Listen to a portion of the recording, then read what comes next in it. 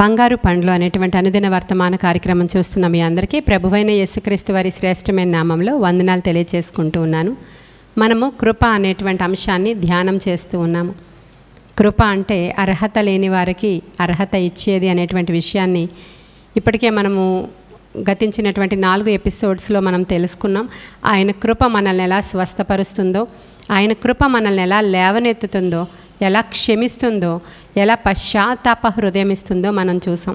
అయితే ఎప్పటి వరకు ఈ కృప మన మీద నిలబడి ఉంటుంది, మరి మనల్ని ఎప్పటి వరకు నడిపిస్తుంది, ఎప్పటి వరకు కొనసాగుతుంది అంటే ఇప్పటికే ఆయన కృప మన మీద పనిచేస్తూనే ఉంది. ఆయన కృప మన కోసం ఎదురు చూస్తూనే ఉంది. ఆయన కృప మనకు పొడిగించబడుతూనే ఉంది. ఆయన కృప మన మీద ఉండి పొడిగించబడుతూ ఉంది. అది ఎందుకంటే మనం అనేక సందర్భాలలో మనం పడి చెడిన వారం అయినప్పటికీ అయా మమ్మల్ని రక్షించు అని అడిగినప్పుడు మరలా తిరిగి రక్షిస్తూ ఉంది. మరలా గ్రేస్ టైం మనకి ఇస్తూ ఉంది. మరలా మనకి గ్రేస్ పీరియడ్ మనకి ఇస్తూ ఉంది. ఆ కృప అంటే గ్రేసే కదా, దాన్నే గ్రేస్ పీరియడ్ అంటారు.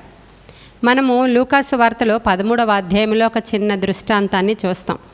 ఒక రైతు అంటే ఒక భూమిలో ద్రాక్ష తోట ఉంది. ఆ ద్రాక్ష తోటలో ఒక తోటమాలి ఏం చేశాడంటే మధ్యలో ఒక అంజూరపు చెట్టును నాటాడు. లూకాసు వార్త 13వ అధ్యాయము 6వ వచనం నుంచి చదువుతున్నాను, వినండి. ఉపమాన భావంగా యేసుక్రీస్తు ప్రభువారి మాటలు చెప్తూ ఉన్నారు. ఒక మనుష్యుని ద్రాక్ష తోటలో అంజూరపు చెట్టు ఒకటి నాటబడి ఉండెను. అతడు దాని పండ్లు వెదక వచ్చినప్పుడు ఏమీ దొరకలేదు గనుక అతడు, ఇదిగో 3 ఏండ్ల నుండి నేను ఈ అంజూరపు చెట్టున పండ్లు వెదక వచ్చుచున్నాను కానీ ఏమీ దొరకలేదు. దీనిని నరికి వేయము, దీని వలన ఈ భూమి ఏల వ్యర్థమైపోవలనని ద్రాక్ష తోట మాలితో చెప్పాను. అయితే వాడు, అయ్యా, నేను దాని చుట్టూ త్రవ్వి ఎరువు వేయి మట్టుకు ఈ సంవత్సరం కూడా ఉండనిమ్ము, అది ఫలించినా సరి, లేని ఎడల నరికి వేయమని అతనితో చెప్పాను. ఇక్కడ ఒక ఉపమాన భావముగా యేసుక్రీస్తు ప్రభువారు చెప్పినటువంటి మాట ఇది. ఒక మనుష్యుడికి ఒక ద్రాక్ష తోట ఉంది. ఆ ద్రాక్ష తోటలో ఒక అంజూరపు చెట్టుని మధ్యలో నాటుకున్నాడు. అయితే అది కాపు కాసేటువంటి సమయం వచ్చేసింది. దానికి అంత ఏజ్ ఉంది, చాలా కాలం నుంచి ఎదిగిపోయింది. అది ఇంకా కాపు ఇచ్చేటువంటి సీజన్ కూడా వచ్చేసింది, దానికి అంత వయసు కూడా వచ్చేసింది. కానీ అంజూరపు చెట్టు కాపు కాయలేదు. ఈ సంవత్సరం చూసారట, కాపు రాలేదు. సరే ఇంకొంచెం ముదిరిన తర్వాత వస్తుందేమో అనుకున్నాడంట. వచ్చే సంవత్సరం కూడా వచ్చాడు, అప్పుడు కూడా కాపు కాయలేదు. సరే ఇంకొంచెం చూద్దాము అని అనుకున్నాడట. మళ్ళీ ఆ పై వచ్చే సంవత్సరం కూడా వచ్చాడు. 3 సంవత్సరాల నుంచి రెగ్యులర్గా చూస్తున్నారు దాన్ని. ఎదిగిపోయిన చెట్టు, కాపు కాయాల్సిన వయసు వచ్చిన చెట్టు, దానికి ఎంతో సౌఖ్యంగా దానికి కావలసినవన్నీ కూడా వేస్తూ ఉన్నా కూడా అది కాపు ఇవ్వలేని సందర్భంగా యజమానుడు వచ్చి అంటున్నాడు, ఇంకెందుకు ఈ చెట్టు, దాని సారం వేస్ట్, దాని ప్లేస్ వేస్ట్, ఇంకా అనేకమైన చెట్లకు అది ఆటంకంగా ఉంటుంది, నరికి వేయమని చెప్పినప్పుడు ఆ తోటమాలి చెప్తున్నాడు, అయ్యా ఇంకొంచెం సమయం ఇవ్వండి, దానికి కావలసిన ఎరువు వేస్తాను, ఇంకొంచెం గొప్పి తవ్వుతాను, ఇంకొంచెం వాటర్ వేస్తాను, ఇంకొంచెం దానికి కేర్ తీసుకుంటాను, దయచేసి ఇంకొక సంవత్సరం దాన్ని ఉండనియండి అని బ్రతిమలాడుకుంటున్నాడు. దీన్నే గ్రేస్ పీరియడ్ అంటారు. అదే చెప్తున్నాను నేను. దీన్నే ఇంకొంచెము మాకు అవకాశం ఇవ్వండి అనినట్లు కృప మనకి ఇంకొంచెం అవకాశం ఇస్తుంది. ప్రియమైన దేవుని బిడ్డ, మనం ఎన్ని పొరపాట్లు చేస్తున్నా దేవునిలోనికి రండి రండి రండి అని పిలుస్తుంటే ఈ సంవత్సరం కాదు, వచ్చే సంవత్సరం తర్వాత బాప్తిస్మం తీసుకుంటాం. మా వాళ్ళు ఒప్పుకోలేదు, ఇంకోళ్ళు ఒప్పుకోలేదు, ఇంకోళ్ళు ఇలా, ఇదంతా కూడా ఎన్నిసార్లు నువ్వు నీ రక్షణని పోస్ట్పోన్ చేస్తున్నా దేవుడు మరలా నీకు గ్రేస్ పీరియడ్ ఇస్తున్నారు. అంత మాత్రమే కాదు, నీవు ఫలించాలని, అభివృద్ధి చెందాలని, అనేకులకు ఉపయోగకరంగా ఉండాలని, అనేకులకు ఫలమిచ్చే చెట్టులాగా ఉండాలని, అనేకులను ప్రభువు తట్టు త్రిప్పేటువంటి సాధనముగా మార్చబడాలని, మారు మనస్సు పొందుకోవాలి, లోతైన పశ్చాత్తాపం పొందుకోవాలి, కృపావరాలతో అలంకరించబడాలి, నీ ఇంటి వారి కొరకు దీర్ఘ ప్రార్థనలు చేయాలి, విజ్ఞాపన ప్రార్థనలు చేయాలి, అనేకులను ప్రభువు తట్టు త్రిప్పాలి అని ప్రభువు చూస్తూ ఉంటే ఇంకా చిన్నపిల్లలాగే చీటికి మాటికి దేవుని మీద అలగడం, ప్రార్థనలేమి, భక్తిహీనత, లోకానుసారమైన నైజము, నీ నోటికి అదుపు లేదు, నీ కంటికి అదుపు లేదు, నీ ప్రవర్తనకి అదుపు లేదు, ఇంకా తర్వాత మారుతాను, వ్యసనాలకి అదుపు లేదు, ఈ చిన్న సిగరెట్టే కదా, ఈ చిన్నదే కదా, అన్నీ విడిచిపెట్టేసని చిన్నదే కదా అంటున్నావే, ఇప్పటికే చాలా కాలం నుంచి చూస్తున్నాను, గ్రేస్ పీరియడ్ని కూడా నువ్వు వాడేసుకున్నావు అంటాడు కొన్ని సందర్భాలలో. అప్పుడు ఇంకా ఏమి చేసినా ఫలితం లేదు, ఏమి చేసినా ప్రయోజనం లేదు. ఎంత రోధించినా ఆ దినాలు మరలా రావు ప్రియమైన దేవుని బిడ్డ. ప్రస్తుతం నీవు కృపాకాలంలో ఉన్నావు, ప్రస్తుతం గ్రేస్ పీరియడ్లో ఉన్నావు, ప్రస్తుతం కృప ప్రవహించే దినాలలో ఉన్నావు. పరిశుద్ధాత్ముని యొక్క ఆ ప్రవాహము ధారలుగా ప్రవహిస్తున్న దినాలలో నువ్వు ఉన్నావు కనుక ఇంకా నీకు గ్రేస్ పీరియడ్ ఇవ్వబడింది. ప్రక్క నుంచి అనేక మంది చనిపోతున్నా, రోగాలు వచ్చినా, యాక్సిడెంట్స్ అవుతున్నా, భయంకరమైనటువంటి హార్ట్ అటాక్లు వస్తున్నా, ఏమేమో అయిపోతున్నా, నువ్వు గొప్పవాడవనో లేకపోతే నీ యొక్క జీన్స్ గొప్పవనో నీవు అలా లేవు. దేవుని యొక్క కృప ద్వారా వాళ్ళు గొప్ప వాళ్ళు బాడీ బిల్డర్స్ చనిపోతే నీ ఆరోగ్యం ఎంత, నీ శక్తి ఎంత? ధనవంతులు వాళ్ళు డబ్బుతో ప్రాణాన్ని కూడా కొనుక్కోగలము అన్నట్లు ఉండేటువంటి ధనవంతులు కూడా ఏం కాకుండా చనిపోతున్నారు. మైకేల్ జాక్సన్ లాంటి వాళ్ళు ఎన్నో ప్రయత్నాలు చేశారు ప్రాణం కాపాడుకోవాలని, 100 సంవత్సరాలు బ్రతకాలని. సగం కూడా బ్రతకకుండానే ఎందుకు చనిపోయారు వాళ్ళు? లోకమంతా సంపాదించి ప్రాణం పోగొట్టుకున్నారు వాళ్ళు. కానీ నీవు నీ ప్రాణాన్ని భద్రపరిచి దేవుడు నీకు ఇంకా గ్రేస్ పీరియడ్ ఇస్తున్నారు. కృప పొడిగించబడుతుంది. ఇంకా కృప అంటే ఏంటో అర్థం చూసాం మనం, కృప ఎలా పనిచేస్తుందో అర్థం చూసాం మనం. ఇప్పుడు కృప పొడిగించబడుతున్న దినాల్లో నువ్వు ఉన్నావు. నీ మీద దేవుని యొక్క కృప ఆవరించి ఉంది. దేవుడు నిన్ను బలముగా వాడుకోవాలని ఇంకా కోరుకుంటున్నారు. నువ్వు బలంగా మారు మనసు పొందాలి, బలమైన మార్పు నీలో రావాలి. నువ్వు ఇంకా పాపాన్ని విసర్జించాలి. పాపము నీ మీద ప్రభుత్వం చేయదు, కానీ నువ్వు పాపం మీద ప్రభుత్వం చేయాలని చూస్తున్నాడు ఆయన. రోమిల్కి రాసిన పత్రికలో మాట ఉంటుంది, 6వ అధ్యాయము 14వ వచనంలో, మీరు కృపకే కానీ ధర్మశాస్త్రమునకు లోనైన వారు కారు కనుక పాపము మీ మీద ప్రభుత్వం చేయదు. పాపం మీ మీద ప్రభుత్వం చేయకూడదు, మీరే దాన్ని రూల్ చేయాలి. కృప ఆ విధంగా చేస్తుందంట. కృప మనల్ని పాపం మీద రూలింగ్ చేసేటట్లు చేస్తుందంట. అదే కృప. పశ్చాత్తాపం తీసుకొస్తుంది, నిజమైన మారు మనసునిస్తుంది, నిజమైనటువంటి దీవెన అనుభవిస్తాము.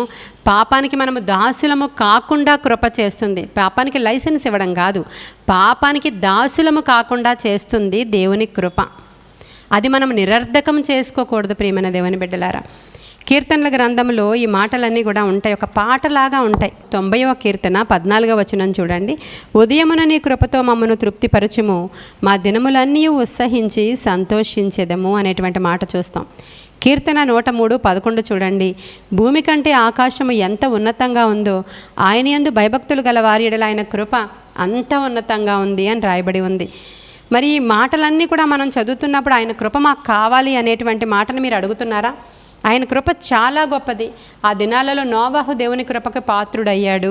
ఆ దినాలలో అబ్రహాము ఆ యొక్క లోతు యొక్క కుటుంబాన్ని కృపకి పాత్రులుగా చేశారు. అక్కడంతా నశించిపోతున్నప్పుడు దేవా నీ కృప వారి మీద విస్తరింపచేయవా, వారి మీద నీ కృప పొడిగించవా, ఇంకొంచెం గ్రేస్ పీరియడ్ ఇవ్వా, ఇంకొంచెం గ్రేస్ టైం ఇవ్వా అని అడిగినప్పుడు దేవుడు ఒప్పుకున్నారు. అలాగే మనం కూడా అనుదినము కూడా ప్రార్థన చేసుకుంటున్నాం కాబట్టి ఈ విధంగా ఉన్నాము. ఆయన ఒప్పుకున్నారు, మనం ఆ గ్రేస్ పీరియడ్లో ఉన్నాము. లోతు వాళ్ళు ఆ కృపను వ్యర్థం చేసుకున్నట్లుగా మనం వ్యర్థం చేసుకోకూడదు. పాపము మన మీద ప్రభుత్వం చేయకూడదు ప్రియమైన దేవుని బిడ్డ. మనమే పాపాన్ని రూల్ చేయగలగాలి, దాన్ని మనం శాసించగలగాలి. గొప్ప కార్యాలు దేవుడు చేయాలని నేను కోరుకుంటూ ఉన్నాను. కీర్తనల గ్రంథంలో 136వ కీర్తన ఈ కృప గురించి చాలా చక్కగా ఉంటుంది. అది చదివితే చాలా బాగుంటుంది. ఈ కీర్తనల గ్రంథంలో అనేకమైన చోట్ల కృప గురించి మనం చదువుతూ ఉన్నాం కదా. చూడండి 136వ కీర్తనలో, యెహోవా దయాళుడు, ఆయనకి కృతజ్ఞతాస్తుతులు చెల్లించుడి, ఆయన కృప నిరంతరముండును. దేవునికి కృతజ్ఞతాస్తుతులు చెల్లించుడి, ఆయన కృప నిరంతరముండును. ప్రభువుల ప్రభువునకు కృతజ్ఞతాస్తుతులు చెల్లించుడి, ఆయన కృప నిరంతరముండును. ఆయన ఒక్కడే మహాశ్చర్య కార్యములు చేయువాడు, ఆయన కృప నిరంతరముండును. తన జ్ఞానము చేత ఆయన ఆకాశమును కలుగజేసెను, ఆయన కృప నిరంతరముండును. ఆయన భూమిని నీళ్ల మీద పరిచినవాడు, ఆయన కృప నిరంతరముండును. ఆయన గొప్ప జ్యోతులను నిర్మించినవాడు, ఆయన కృప నిరంతరముండును. చూసారా, ఇలా చదివితే ఆ అధ్యాయం అంతా కూడా 26 వచనాలు ఉన్నాయి. ఆయన సూర్యుడిని చంద్రుడిని తయారు చేశారు, ఆయన కృప నిరంతరం ఉండునని. గొప్ప జ్యోతులను కలుగజేశారు, ఆయన కృప నిరంతరం ఉండునని. ఇది మీరు ధ్యానం చేయండి ఆయన కృపలో నిలిచి ఉండడానికి. ఆయన కృపను వ్యర్థం చేసుకోవద్దు. ఈరోజు మనం చూసినట్లు దేవుడు గ్రేస్ పీరియడ్ ఇచ్చాడు మనకి. ఇంకా మనము కృపలో నిలిచి ఉండాలంటే కృప కొరకు ప్రార్థన చేయమని చెప్పాను నేను. ఈ కీర్తన మీరు చదువుతూ రెగ్యులర్గా రోజు ఇది చదివిన తర్వాత నాకు నీ కృప కావాలి నాయనా అని మొర్రపెట్టండి. ఆయన కృప మనకి దొరికినప్పుడు గొప్ప విడుదల మనకి జరుగుతుంది. ఆ యొక్క అంజురపు చెట్టులాగా ఒకవేళ ఇప్పటి వరకు మిగిలిపోయామేమో, ఇంతే ప్రార్థన చేసుకోవడం, ఆదివారం మందిరానికి వెళ్ళి రావడం, ఇంతే మా జీవితం అనుకుంటున్నారేమో. అంతేకాదు, మనము దేవునిలో ఫలించాలి. లోకానికి మనం వెలుగంటున్నాడు ప్రభువు. మరి ఎంతమందికి నీవు వెలిగిస్తున్నావు? లోకానికి సువాసన అని చెప్పారు ప్రభు. ఎంతమందికి నీవు సువాసనగా ఉన్నావు? నీవు మాట్లాడుతుంటే ఎంతమంది అట్రాక్ట్ అవుతున్నారు? నీ మాటలలో ఎంత దేవుని యొక్క దయాకృప కనపడుతుంది? ఒకసారి ఆలోచన చేసుకో ప్రియమైన దేవుని బిడ్డ. ఆయన కృపను నిరర్ధకం చేసుకొని అసలు నీ జీవిత కాలంలో నీకు దేవుడు అన్నీ ఇచ్చాడు. ధనం ఇచ్చాడు, బిడ్డలు ఇచ్చాడు, అన్నీ ఇచ్చాడు. కానీ దేవుని కొరకు ఏమైనా ఉపయోగపడుతున్నావా నీవు? దేవుని కొరకు ఏమైనా పని చేస్తున్నావా నీవు? దేవుని రాజ్యము కట్టడానికి ఏమైనా ఉపయోగకరమైన పాత్రగా ఉన్నావా నీవు?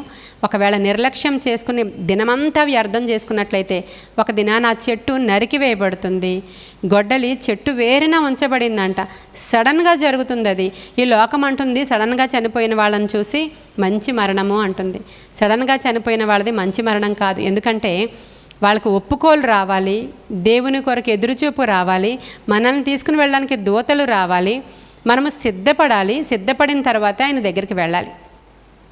కాబట్టి గొడ్డలి చెట్టు వేరున ఉంచబడిందంట, సడన్గా నరికివేయబడుతుందంట. అప్పుడు ఏ పశ్చాత్తాపము పొందడానికి కానీ, ప్రిపేర్ అవ్వడానికి కానీ, సిద్ధపడడానికి కానీ అవకాశం ఉండదేమో. ఒకసారి ఆలోచన చేసుకో. ఈరోజే సరైన సమయము, ఇదే అనుకూల సమయము, ఇదే రక్షణ దినమని ప్రభువు మనతో మాట్లాడుతూ ఉన్నారు.